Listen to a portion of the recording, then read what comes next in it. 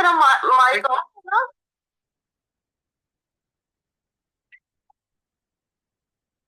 औज़ुबिल्लाहि मिनश्शैतानिर्रजीम बिस्मिल्लाहिर्रहमानिर्रहीम। हम एक पॉइंट डिस्कस कर रहे हैं अभी, आयत नंबर 25 कि अल्लाह ताला ने कहा कि उनको वो कान तो लगा रहे हैं आपकी तरफ बात सुनने के लिए, लेकिन वो बात उनको समझ में नहीं आ रही, और इसलिए समझ में नहीं आ रही कि हमने उनके दिलों पे पर्दे डाल दिए हैं और उनके कानों में बोझ है। तो हम जो जो पॉइंट मैं डिस्कस करी थी आपके साथ वो ये है कि जो कानून फितरत, अब अल्लाह ताला ने जितने भी कवानीन है, ज़ाहिर है वो अल्लाह ताला ने बनाए हैं, फितरत में जो भी कवानीन है। अब जब कानून अल्लाह ताला ने बनाए हैं तो उन कवानीन के तहत जो भी नताइज निकल रहे होते हैं वो भी अल्लाह ताला उनको अपनी तरफ ही मंसूब फरमाता है। जैसे कि मैंने आपको कानों की मिसाल अभी दी है, ठीक है। तो क्या होगा जब इंसान उन कानों का सही इस्तेमाल ही नहीं कर रहा, जैसे हमने पहले भी बात गुजर कर चुके हैं कि जानवरों और इंसानों के सुनने में फर्क तो है। तो अगर इंसान अपने ऑर्गन्स को सही से इस्तेमाल ही नहीं कर रहा और अपने इरादे से नहीं कर रहा, तो फिर वो क्या होता है, वो ऑर्गन आहिस्ता आहिस्ता मर जाता है। इसी तरह एक और मिसाल है कि कोई शख्स अगर जिद पर उतर आया है और ओपन माइंड के साथ वो सच्ची बात को सुनने के लिए तैयार नहीं है और एक हकीकत पसंद रवैया इख्तियार करने को तैयार नहीं है, तो क्या होगा कि फिर हर सच्चाई के लिए उसका दिल के दरवाजे बंद हो जाएंगे। वो किसी ऐसी बात को नहीं मानेगा जो उसकी ख्वाहिशात नफ्स के खिलाफ हो। तो हम अगर उसके बारे में बात करेंगे तो हम यही कहेंगे ना कि उसके दिल के दरवाजे बंद हो गए हैं। तो इसी बात को जब अल्लाह ताला बयान फरमाएंगे तो वो यूं फरमाएंगे कि हमने इसके दिल के दरवाजे बंद कर दिए। अल्लाह का कानून क्या था कि दिल किस लिए दिया, कि वो फैसला कर सके।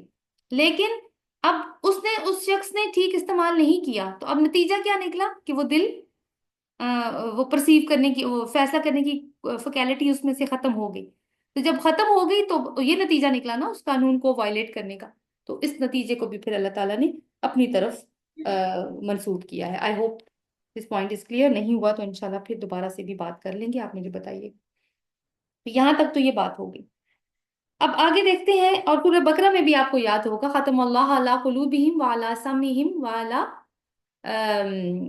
उस पे आजानिहिम गिशावा। ये बात हम पहले भी डिस्कस कर चुके हैं और वहां पे भी हमने यही रीजन, तफसील में यही चीज डिस्कस की थी कि इन लोगों ने अपने उन ऑर्गन्स का सही इस्तेमाल किया ही नहीं जिसके लिए अल्लाह ताला ने उनको वो दिए थे। अगला हिस्सा हम देखते हैं।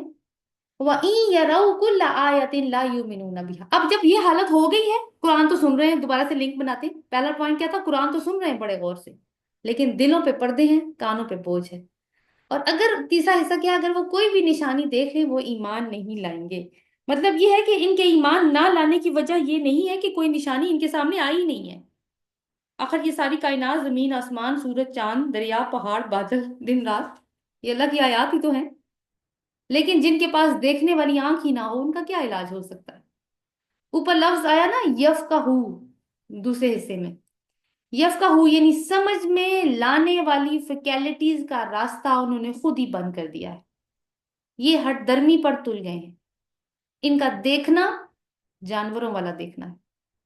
तो क्या इंसान, और वही बात है कि इंसान के और जानवर के देखने में कोई फर्क नहीं होना चाहिए। तो हमारे ये जो तासुबात होते हैं ना, हमारी जिद्दें, हमारी ख्वाहिशात, हमारे जो हम दुनियावी फायदे हमें देख रहे होते हैं, हमें नजर आ रहे होते हैं, ये सारी चीजें हमें हकीकत नहीं बनने देती, हकीकत देखने नहीं देती, और ये मुख्तलिफ तरह के पर्दे बन जाते हैं। जब इंसान का दिल किसी बात पर जम जाए फिर उसको हिलाना मुश्किल हो जाता है। अल बकरा में हमने एक आयत पढ़ी थी, सुम्मा कसत कुलूबुहुम, फिर उनके दिल सख्त हो गए। वो अशद्दु कसवा, और कुछ तो पत्थरों से भी ज्यादा सख्त थे। तो जब दिल अकड़ गया तो अब ये ईमान नहीं लाए। आगे देखते हैं, हत्ता इदा जाऊका युजादिलूनका। अब देखें इम्पैक्ट क्या होगा। ठीक है, ये सारा कुछ हो गया, एक तो ये है कि ईमान नहीं ला रहे। दूसरी बात है कि वैसे कुरान तो सुन रहे हैं, जैसे पहले हिस्से में देखा, अब जब ये आपके पास आते हैं तो क्या करते हैं, युजादिलूना का, वो आपसे झगड़ते हैं। बेसिकली मुजादला करना सही मतलब होगा, क्योंकि झगड़ने में और भी, ये आर्ग्यूमेंट होता है, आर्ग्यूमेंट करना। यकूलुल लजीना कफरू इन हादा इल्ला असातीरुल अव्वलिन। और वो कहते हैं जिन्होंने कुफर किया कि नहीं है ये मगर कहानियां पहलों की। हाजा की जमीर किसी तरफ जा रही है, इसके ऊपर लिख लें कुरान की तरफ जा रही है। तो ये हद है कि जब ये लोग, ये काफिर लोग रसूलुल्लाह सल्लल्लाहु अलैहि वसल्लम के पास आते हैं तो मुजादला करते हैं। जिदाल का मतलब जैसे मैंने कहा आर्ग्यूमेंट करना, बहस करना, दलाइल के साथ मुनाजरा करना, झगड़ा करने के मानों में भी आ जाता है। اور مجادلہ کس بات پہ کرتے ہیں کہ یہ قرآن پچھلے گزرے ہوئے لوگوں کی کہانیاں ہیں، جیسے ابھی میں نے آپ کو نظر بن حارث والی روایت سنا ہے۔ اساطیر کا لفظ بڑا انٹرسٹنگ ہے، آپ ذرا نوٹ کریں، یہ گریک یونانی اوریجن کا لفظ ہے۔ سین تو را اس کا مادہ ہے، اس سے استور بنتا ہے، استور، پھر اس سے آہستہ آہستہ استوریا نکلا، جس کو آج ہم انگلش میں سٹوری کہتے ہیں۔ تو مراد ان کی کیا ہے کہ یہ داستانیں ہیں، قرآن افسانے ہیں۔ دیکھیے قرآن نے اپنی دعوت کے سلسلے میں بعض اقوام کی تاریخ جو پیش کی ہے، اسی کو کہتے ہیں نا، کبھی عاد کا قصہ سناتے ہیں، کبھی سمود کا قصہ سناتے ہیں، کبھی کسی کا کسی کی۔ اور قرآن میں اگر آپ تھوڑا سا غور کریں تو یہ جو سٹوری ٹیلنگ سٹائل ہے، سٹوری ٹیلنگ کا جو انداز قرآن اپناتا ہے، یہ بڑا افیکٹو اس لیے بھی ہے کہ لوگ کہانیاں سننا بھی چاہتے ہیں، اور سٹوریز کے تھرو جس طریقے سے میسج کمیونیکیٹ ہو سکتا ہے اور جس طریقے سے سمجھ بھی آتا ہے، اور آج تک دیکھیں کہ لوگ، پرانے وقتوں کی بات نہیں، آج تک لوگ کہانیوں میں انٹرسٹڈ ہیں۔ تو ایک آن اے سائڈ نوٹ یہ چیز ہے کہ نریشن ٹیکنیک میں قرآن نے اسٹوری ٹیلنگ بھی رکھی ہے۔ بارہ یہ ان کا اعتراض کی کے کانٹیکس میں اگر ہم دیکھیں تو قرآن نے اپنی دعوت کے سلسلے میں بعض اقوام کی تاریخ پیش کی ہے، وہ اس پہلو سے ہے جس سے سبق لیا جائے، عبرت حاصل کی جائے۔ اس سے یہ حقیقت سامنے آتی ہے کہ اقوام کا ترقی کرنا پھر ان کا فنا ہو جانا یہ کوئی اتفاقی حادثہ نہیں ہوتا، بلکہ اس کی وجہ اخلاقی پستی اور زوال ہوتی ہے ایک قوم کی حیثیت سے۔ ایک قوم جب زوال کا شکار ہوتی ہے تو عذاب آتا ہے اور وہ فنا ہو جاتی ہے۔ عاد مٹے تو سمود آ گئے، سمود عذاب سے فنا ہوئے تو قوم شعیب، ان پر عذاب آیا تو کوئی اور۔ تو یہ اللہ کی سنت ہے۔ کون سی سنت؟ سورۃ انعام میں بھی ہم یہ بات، سورۃ انعام کی آیت نمبر 6 میں ہم یہ بات پڑھ کے آئے ہیں، جس میں اللہ تعالیٰ نے ہم نے وہ ذکر کیا تھا کہ جب پانی کے ساتھ ہم نے وہ کیا تھا کہ اللہ تعالیٰ نے کہا کہ اہل مکہ تمہیں ہم نے اتنا تمکن عطا نہیں کیا جتنا تم سے پہلے والی قوموں کو عطا کیا تھا، لیکن ان پہ بھی عذاب آیا، اور اس کی وجہ کیا تھی؟ ان کے گناہ کے۔ تو عروج و زوال کے اس اصول کو دلیل بنایا ہے قرآن نے، اور اس کو عربوں کے سامنے رکھا ہے کہ اقوام جن کے قصوں کو تم اساطیر الاولین کہہ رہے ہو کہ پرانے وقتوں کی کہانیاں ہیں، یہ تمہیں کیوں سنائے جا رہے ہیں؟ ان کے اندر اللہ نے ان کی اصلاح اور ہدایت کے لیے انبیاء بھیجے تھے، ان اقوام میں جنہوں نے سر توڑ کوشش کی تھی کہ اپنی اقوام کو صحیح راستے پر لے آئے، مگر انہوں نے کان نہیں دھرے، انہوں نے انبیاء کو جھٹلایا، انہوں نے بھی معجزات مانگے، انہوں نے بھی گواہیاں طلب کی کہ نبی سچا ہے کہ جھوٹا ہے، اور جب حجت تمام ہو گئی تو عذاب الہی آ گیا۔ تو اربوں تمہیں بھی معلوم ہونا چاہیے کہ تمہیں بھی اس طرح کا مرحلہ ابھی درپیش ہے، تمہارے اندر بھی رسول آ چکا ہے، اگر تم نے بھی وہی رویہ رکھا تم بھی اسی سلوک کے حقدار ہو جاؤ گے جس کی پہلی اقوام ہوئی ہیں۔ یہاں پہ ہم دیکھتے ہیں کہ اہل عرب کے نظریات کیا تھے، تھوڑی سی اس پہ نظر کرتے ہیں۔ ایک بات تو یہ ہے کہ وہ سمجھتے تھے کہ ان میں کوئی اخلاقی برائی ہے ہی نہیں، تو جب کوئی اخلاقی برائی نہیں ہے تو ان کو عذاب کیوں آئے گا؟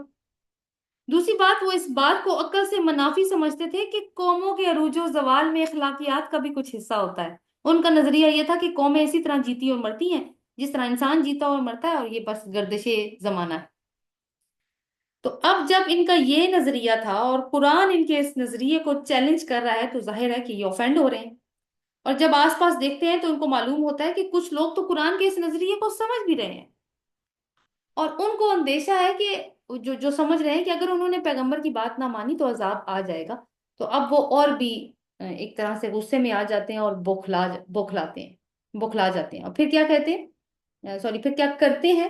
اگلی آیت میں دیکھتے ہیں، وَهُمْ يَنْهَوْنَ عَنْهُ وَيَنْأَوْنَ عَنْهُ، اور وہ روکتے ہیں اس سے اور وہ دور رہتے ہیں اس سے، وَإِن يُهْلِكُونَ، اور نہیں وہ ہلاک کرتے، إِلَّا أَنفُسَهُمْ، مگر صرف اپنے نفسوں کو، وَمَا يَشْعُرُونَ، اور نہیں وہ شعور رکھتے، یعنی اس بات کا وہ شعور نہیں رکھتے۔ تو آپ دیکھیں کہ یہ لوگ جو مجادلہ کر رہے ہیں وہ ایمان نہیں نہ لانے پہ مصر ہیں خود۔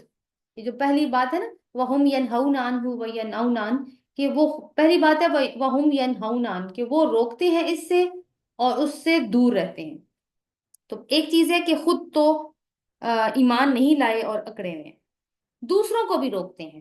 اب دوسروں کو کس کس طریقے سے روکتے ہیں، میں وہ مختلف طرح کے سینیریوز آپ کے سامنے رکھنے جا رہی ہوں کہ دوسروں کو روکنے کے لیے انہوں نے کیا کیا چیزیں، کیا کیا اسٹریٹجیز بیسیکلی اختیار کی تھی۔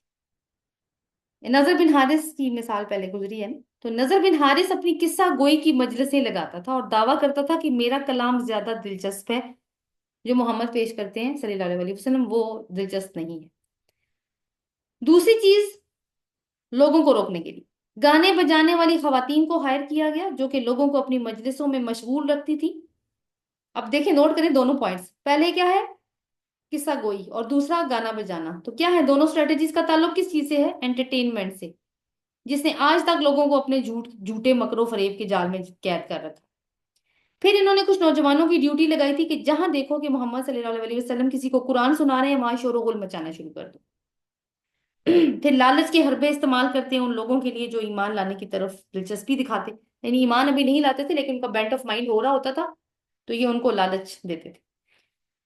ان لوگوں کو ان کی قبائلی عصبیت یاد کروا کر حضرت محمد صلی اللہ علیہ وسلم کے خلاف کرتے تھے، ایک یہ بھی طریقہ ان کا تھا۔ پھر یہ ہے کہ منفی پروپیگنڈے کرتے کہ محمد صلی اللہ علیہ وسلم معاذ اللہ مجنون ہے، کاہن ہے، کاذب ہیں، شاعر ہیں، جادوگر ہیں۔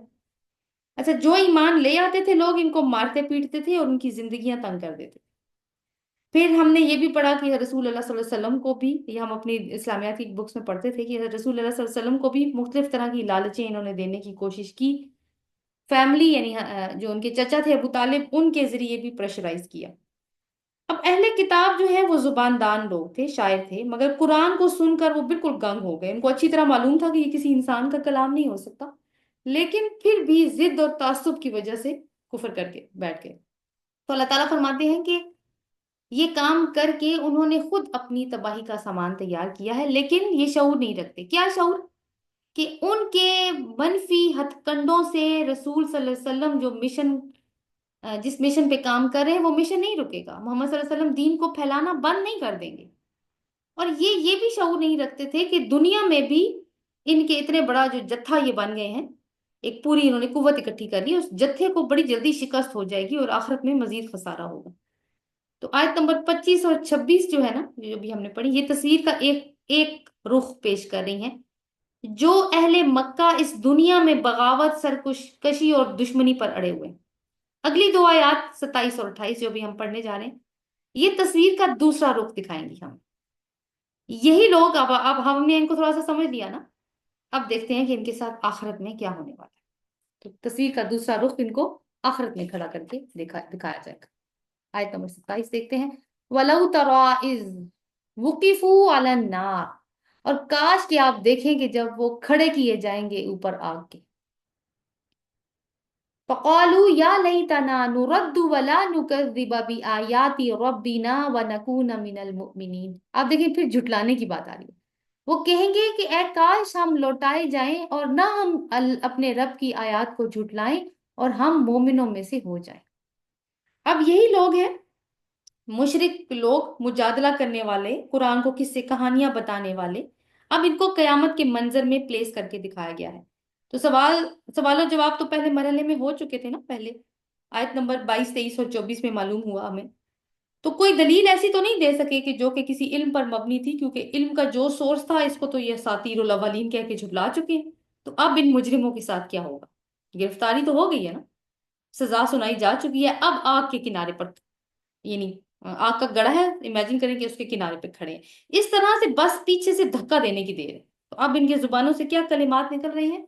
فَقَالُوا يَا لَيْتَنَا نُرَدُّ وَلَا نُكَذِّبَ بِآيَاتِ رَبِّنَا وَنَكُونَ مِنَ الْمُؤْمِنِينَ۔ تو وہ کہیں گے کہ اے کاش ہم لوٹائے جائیں اور نہ ہم اللہ کی، جو ہمارا رب ہے، اس کی آیات کو جھٹلائیں اور ہم مومنوں میں سے ہو جائیں۔ یعنی جس نظریے پر زندگی گزاری، نظریہ کیا تھا ان کا، پڑھ چکے نا ابھی ہم، بھول گئے سارا کچھ، سزا نظر آئی تو اب اقرار کر رہے ہیں کہ وہ سب تو سچ تھا، اب ایک چانس اور مل جائے کہ پھر سے ہمیں دنیا میں بھیجیں، اب ہمیں عقل آ گئی۔ تو یعنی جو اب وہ سب کچھ مان رہے ہیں جو کہ پہلے انہوں نے جس کا انکار کر دیا تھا۔ ان تھوڑی سی اپنے آپ کو ایک جھوٹی تسلی بھی کہا جا رہا ہے کہ ان کے مائنڈ، دل میں آ گئی ہے فوراً کہ اگر ایسا ہو جائے تو اب، کیونکہ ہم نے حقیقت کا اقرار کر لی۔ لیکن یہ ان کی حسرت ہی رہے گی، کیونکہ اب یہ ممکن نہیں ہوگا۔ سورہ حامیم سجدہ نے ربنا ابصرنا وسمعنا فرجعنا نعمل صالحا انا موقنون۔ اے ہمارے رب، ہم نے دیکھ لیا، ہم نے سن لیا، بس ہمیں واپس بھیج تاکہ ہم عمل کریں نیک، اور ہم تو یقین کرنے والوں میں سے ہیں۔ لیکن اب یہ ممکن تو نہیں ہوگا، ایسا تو نہیں ہوتا۔ اب آگے کیا ہوا؟ آیت نمبر 28 دیکھتے ہیں۔